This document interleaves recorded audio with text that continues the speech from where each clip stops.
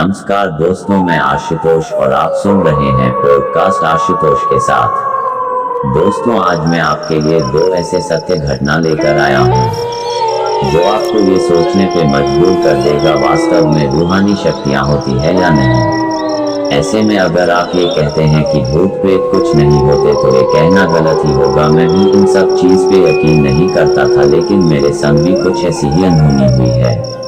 वो घटना मैं आपको बाद के वीडियो में बताऊंगा और आपके साथ भी ऐसी ही कोई घटना हुई है तो हमें आप टेक्स्ट कर सकते हैं। बहरहाल चलते हैं।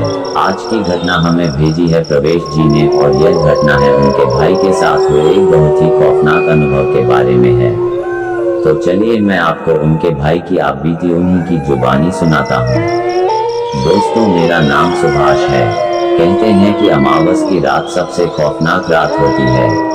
ऐसी रात में बुरी ताकतें जैसे आत्मा, पिशाच, भूत प्रेत, ये जो भी है ये बहुत ही ज्यादा ताकतवर हो जाते हैं। पर जहाँ तक मैं समझता हूँ सभी आत्माएं बुरी नहीं होती। सभी आत्माएं किसी को हानि नहीं पहुँचाना चाहती और उनमें भी जो बुरी आत्माएं होती है वह भी दो तरह की होती है। मतलब एक वो जो आपको सीधे सीधे हानि पहुंचाती है और दूसरी वो जो आपको हानि पहुंचाना तो चाहती है पर शायद उनमें इतनी ताकत नहीं होती कि वह आपको हानि पहुंचा सके या फिर आपका नुकसान कर सके। तो ऐसी आत्माएं अक्सर कोई छलावा या भ्रम पैदा करती है, आपको डराती है। जैसे कोई बिल्ली किसी चूहे के साथ खेलती है उस तरह से यह इंसानों के साथ खेलती है। और अगर आप कमजोर हुए तो फिर इस खेल में आपकी जान चली जाती है। और अगर आप समझदार हुए, जानकार हुए या फिर अगर आपकी किस्मत अच्छी हुई तो आप उनके चंगुल से बच जाते हैं। शायद उस रात मेरी किस्मत अच्छी थी। उन दिनों में बोर्डिंग स्कूल में पढ़ा करता था। साल 1991 में मैं 9वीं कक्षा में पढ़ रहा था। उस बीच किसी त्योहार के कारण हमारे स्कूल की छुट्टियां शुरू हो गई थी। मैं उसी दोपहर स्कूल से घर के लिए रवाना हो गया। मेरे पास कुछ ज्यादा सामान नहीं था। एक कपड़े का थैला था और उसमें बस एक जोड़ी कपड़े थे। एक सरकारी बस से 3 घंटे का सफर कर मैं अपने गांव के रास्ते पर उतर गया। जब मैं बस में था तभी सूरज डूबना शुरू हो गया था और जब मैं बस से उतरा था तब अंधेरा पड़ चुका था। वक्त का मुझे पता नहीं था क्योंकि उन दिनों मेरे पास कोई घड़ी नहीं थी। लेकिन एक बात थी जिससे हमें वक्त का अंदाजा लग जाता था। गांव इलाकों में 7 बजे से पहले ही सभी दुकानें वगैरह बंद हो जाती थी। तो जैसे ही मैं उतरा मैं इतना तो समझ गया था कि वक्त 7 के आगे निकल चुका है। उतरते ही मैं सीधे अपने गांव की तरफ पैदल ही चल पड़ा। उस जगह से मेरा गांव करीबन 4 मील दूर था। मतलब मुझे 4 मील तक चलकर जाना था। अब अजीब बात यह थी कि आसमान में चांद कहीं दिखाई नहीं दे रहा था। मेरे आसपास बहुत घना अंधेरा था। रास्ता भी ठीक से मुझे नजर नहीं आ रहा था। उस घने अंधेरे में दूर घरों से दिखाई दे रही रोशनी में मैं रास्ते को टटोलते हुए बस आगे बढ़ रहा था। कुछ 20-25 मिनट बाद अचानक से मुझे मेरे सामने रास्ते पर कोई नजर आने लगा। वो मुझसे तब काफी दूर था पर मैं उन्हें देख पा रहा था। थोड़ा और आगे जाने पर मैंने देखा कि वो 2 लड़कियां थी जो कि रास्ते के बीचों बीच खड़ी थी। देखने से उनकी उम्र मेरी जितनी ही लग रही थी। बिना कोई आवाज किए चुपचाप उनके पास से गुजरने लगा कि तभी उन्होंने मुझे आवाज दी और कहा, आगे मत जा, आगे खतरा है। पहले तो मुझे उनकी बात अजीब लगा कि इतनी रात को ऐसे घने अंधेरे में और वो भी रास्ते के बीचों बीच कौन लड़कियां खड़ी रहती है। फिर भी मैं अपनी जगह पर रुक गया। मुझे लगा कि वह लड़कियां शायद गुम हो गए होगी या फिर रास्ता भटक गए होंगे। मैंने उनके पास जाकर पूछा, कौन हूँ आप और किस गांव से हो?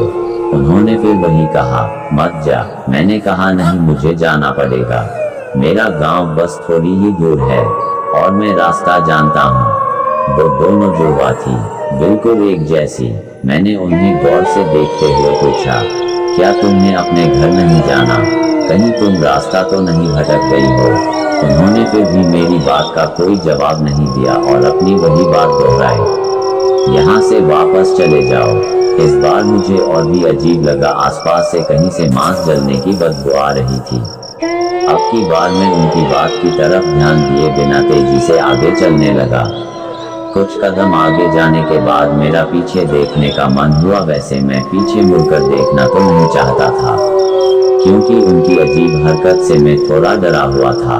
पर फिर भी मैंने नजर चुराकर आहिस्ता से गर्दन घुमाकर पीछे देखा तो वह दोनों लड़कियां वहां से गायब हो चुकी थी। वो देखकर मेरा दिल जोर जोर से धड़कने लगा और मैं और तेज चलने लगा। पैदल चलते चलते अचानक मुझे रास्ते में मेरी आगे 3 औरतें चलती हुई दिखाई दी। वो तीनों औरतें भी पूरे रास्ते को छोड़कर चल रही थी। तीनों सफेद साड़ी पहनी हुई थी और पल्लू से उनका सर ढका हुआ था। उनको देख मेरा स्पीड अपने आप कम हो गया। सोचा कि अब ये क्या भला है। वो तीनों औरतें बहुत ही धीरे से चल रही थी, इतना धीरे कि जब मैं 3-4 कदम चलता तब कहीं वो बस 1 कदम आगे बढ़ती थी। मैं उनसे थोड़ी अंतर पर उनके ही गति से चलने लगा, लेकिन तब भी मैं बार बार मुड़कर पीछे देख रहा था, क्योंकि अब मुझे थोड़ा डर लगने लगा था। हैरानी वाली बात यह थी कि रात बहुत घनी अंधेरे थी, पर फिर भी मैं उन सबको देख पा रहा था। आखिरकार मुझसे रहा नहीं गया, मैं मन ही मन में बहुत डर गया था। पीछे 2 लड़कियां थीं और आगे ये 3 औरतें।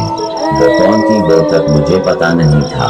लगा कि कहीं ऐसा ही चलता रहा तो मेरे साथ जरूर कुछ न कुछ बुरा हो जाएगा।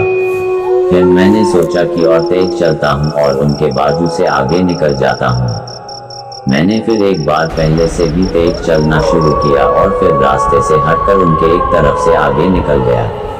जैसे ही मैं कुछ कदम उनसे आगे बढ़ा, मुझे उनमें से किसी औरत की एक धीमी सी हंसी सुनाई पड़ी। मैंने सोचा कहीं वो औरतें हमारे गांव की तो नहीं, इसलिए मैंने मुड़कर पीछे देखा। उन्हें देख मेरी जान मेरे हलक में आ गई।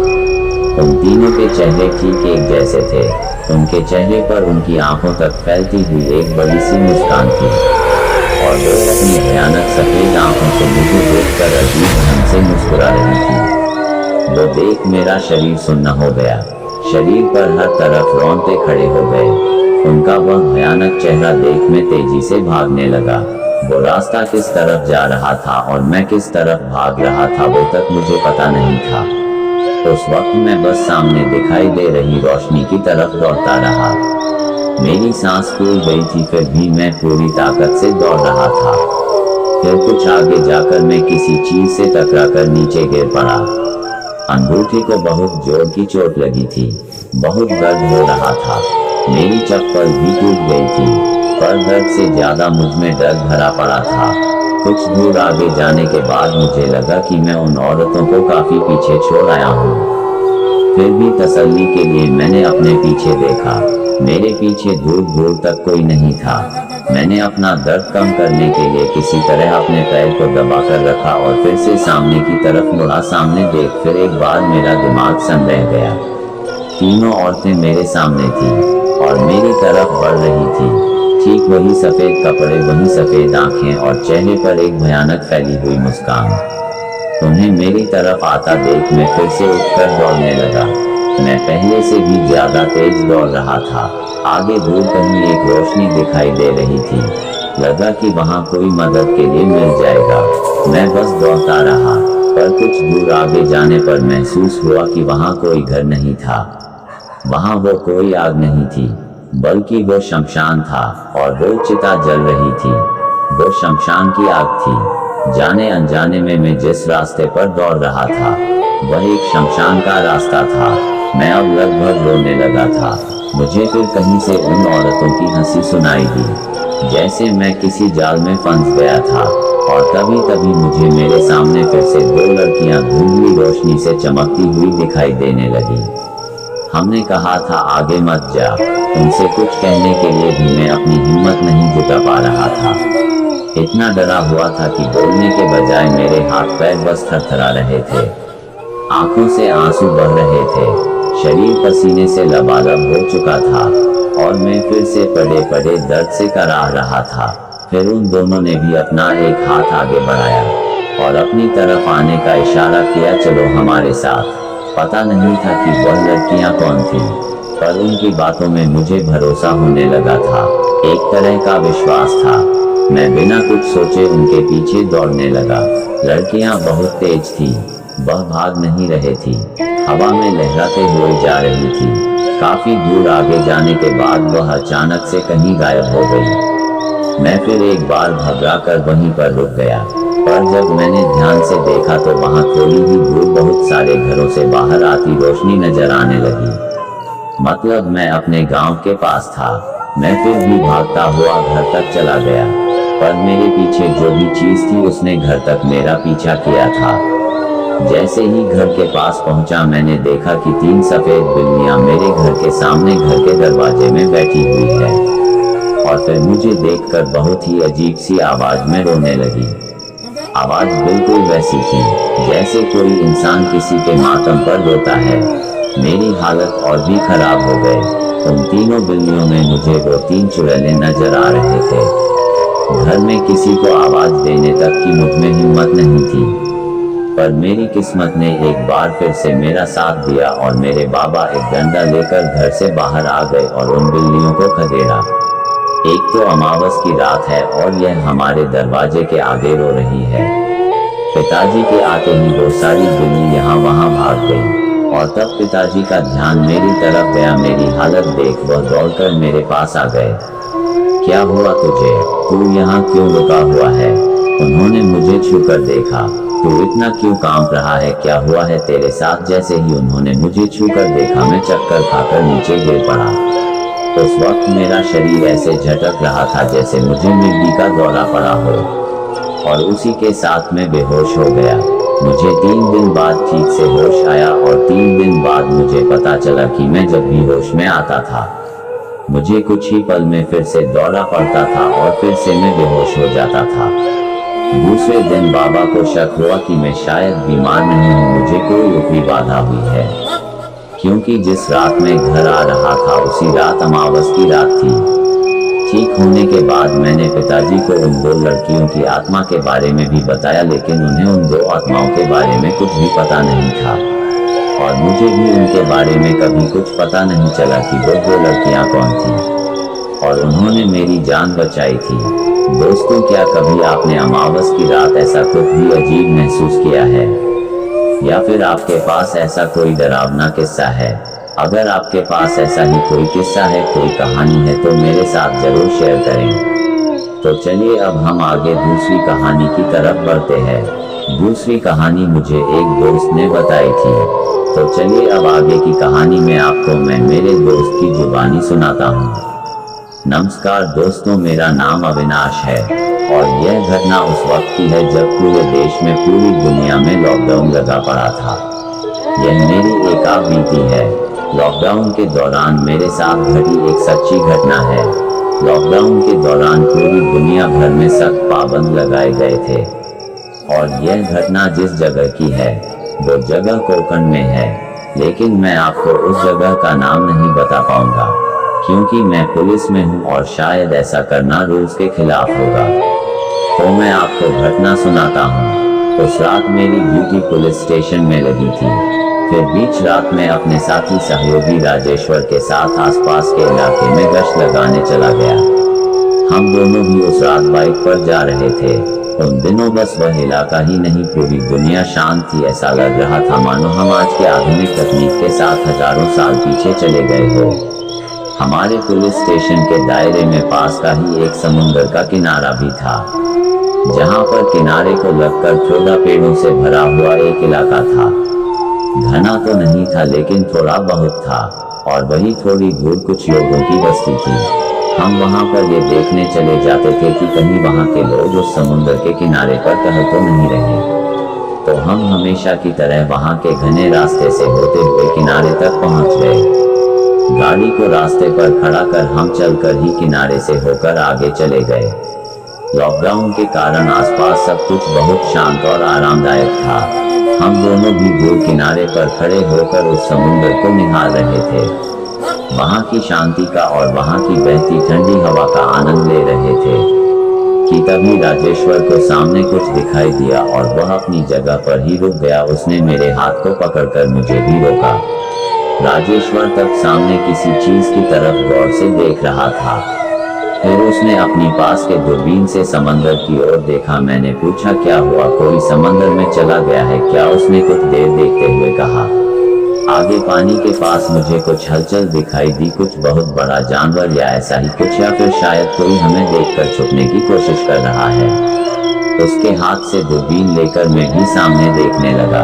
वहां कुछ तो था जो किसी बड़े से पत्थर जैसा गोल-मटोल था, किसी बड़े आलू जैसा, या फिर कोई बड़ा सा समुद्री जानवर। और तब मैंने राजेश्वर से कहा, थोड़ा आगे जाकर देखते हैं। मैंने झट से अपने पास की टॉर्च ऑन की और हम वहां की गीली रेत से होते हुए आगे पानी तक चले गए।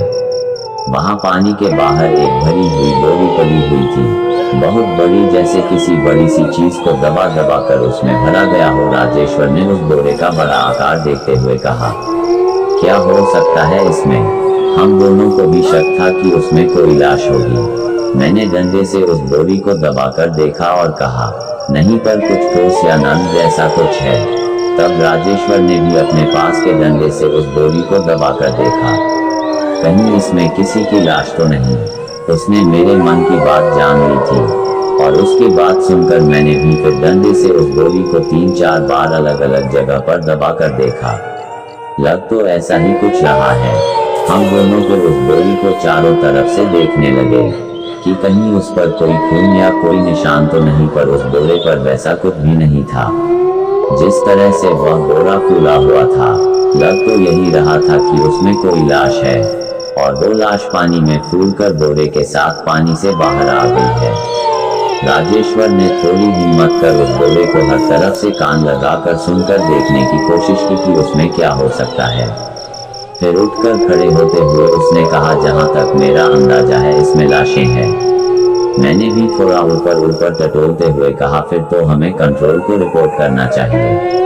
राजेश्वर ने मेरे चेहरे पर प्रकाश फेंकते हुए कहा, हाँ, लेकिन पहले खुद तो तसल्ली कर लें। और उसने उस बोरे को खींचकर पानी से दूर ले जाने की कोशिश की। उसे बोरा थोड़ा भी नहीं हिला तो उसने मुझे खींचने का इशारा किया। फिर हम दोनों भी उस बोरे को खींचते हुए लहरों से दूर लेकर चले गए। वैसे वो जो भी था बहुत ही भारी था। कुछ 20 कदम दूर जाने में ही हमारी जान निकल गई। राजेश्वर ने फिर उसे एक नजर टटोल कर देखा। अब तक हमें इतना तो यकीन हो गया था कि उस बोरी में जो कुछ है वह या तो सजीव नहीं है, मगर सजीव है तो वो जिंदा नहीं है, क्योंकि इतनी देर में उसमें जरा सी भी हलचल नहीं हुई थी। फिर मैंने अपने पास की कतर को राजेश्वर के हाथ में थमा दिया। उसने कतर के सहारे बोरे को ऊपर उधेड़ना शुरू किया। उस दौरान बोरा एकदम से खुल गया और बोरे के अंदर से फूला हुआ आधा शरीर भकर से बाहर निकल आया। हम दोनों ही घबराकर पीछे हट गए। एक बहुत ही तेज गंदी बदबू हमारे नाक में चली गई। उस लाश के दोनों हाथ छाती की तरफ थे, आंखें बंद थी, चेहरा और नाक एकदम सीधे थे, आधा शरीर बाहर, बाकी आधा शरीर बोरे के अंदर था। राजेश्वर ने उस लाश के हाथ को हल्के से छूकर देखा, फिर उसकी नाक की तरफ कान लगाकर और छाती की तरफ छूकर कुछ जानने की कोशिश की। उसके शरीर में कोई आवाज, कोई हरकत नहीं थे। थोड़ी बहुत जांच करने के बाद उसने कहा, ये तो कब का मर चुका है। मैंने भी टॉर्च की रोशनी में उसका चेहरा देखते हुए कहा, हम इसे ऐसे ही रहने देते हैं। क्राइम सीन है, कुछ यहाँ वहाँ हो गया तो निशान मिट जाएंगे। राजेश्वर ने बात को समझकर गाड़ी के पास गया और वहाँ से वायरलेस फोन से उसने कंट्रोल रूम को खबर कर दी। हम जिस जगह पर थे वहाँ हमारे मोबाइल को रेंज नहीं थी। रेंज के लिए हमें वहाँ से थोड़ा रास्ते की तरफ जाना पड़ता था। फिर भी थोड़ी बहुत रेंज मिलने पर मैंने पुलिस थाने में फोन मिलाया। तब हमें पता चला कि स्टेशन से बाकी सभी लोग आसपास के इलाके में गश्त लगाने चले गए हैं। उस वक्त थाने में बस एक ही हवलदार था। अब उन दिनों लॉकडाउन की वजह से ज्यादातर पुलिस वाले बाहर थे। बहुत से लोग तो इमरजेंसी ड्यूटी पर लगा दिए गए थे और इसलिए वहां जल्दी से किसी के आने की हमें उम्मीद नहीं थी। हम दोनों भी सोचने लगे कि अब आगे क्या करें। हम दोनों ने भी अपने अपने मोबाइल निकालकर उस लाश की और उस लाश के आसपास की कुछ तस्वीरें लेना शुरू किया।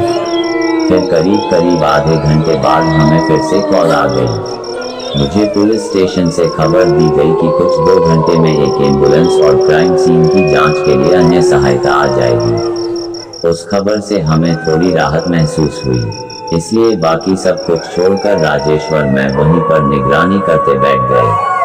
उस वक्त रात का 1 बज रहा था। मतलब अब हमें सुबह के 4 या फिर 5 बजे तक वहीं रुकना था, क्योंकि हमारे यहाँ जब कोई 2 घंटा बताता है तो उसका मतलब 4 से 5 घंटे होता है। हमें बस उनके आने का इंतजार करना था। काफी देर बैठे रहने के बाद हम दोनों को भी नींद आने लगी थी। राजेश्वर बार बार आंखों को मसल रहा था, तो मैंने उससे कहा कि अगर नींद आ रही है तो थोड़ा दूर सूखी रेत में जाकर क्यों नहीं सो जाता, मैं बाद में तुझे जगा दूंगा। मेरे इतना कहते ही उसने अपनी जेब से पेपर निकाला और उसे मुझसे थोड़ी दूर रेत में बिछाते हुए उस पर लेट गया। अब मैं अकेला ही वहां उस शांत जगह पर जाग रहा था। मेरे सामने बोरा और उसमें से आधी बाहर निकली लाश पड़ी हुई थी। आसपास झींगुरों की हल्की हल्की आवाज आ रही थी। वैसे वह जगह इलाका तो नहीं था, लेकिन वो जगह इतनी सुनसान थी कि वहां के सन्नाटे से कोई भेद जाए। काफी देर वहां बैठे रहने के कारण आंखों को अंधेरे की आदत पड़ चुकी थी, और इसलिए आसपास के अंधेरे में कुछ कुछ नजर आने लगा था। टॉर्च चालू रहने के कारण उसकी रोशनी भी कम हो गई थी। आसमान में चांद कहीं नजर नहीं आ रहा था। वहां बैठे बैठे कुछ आधे घंटे तक निगरानी करने के बाद मेरी आंखें झपकने शुरू हो गए। उस वक्त मैंने देखा कि दूर समंदर के पानी में कुछ चमक रहा था।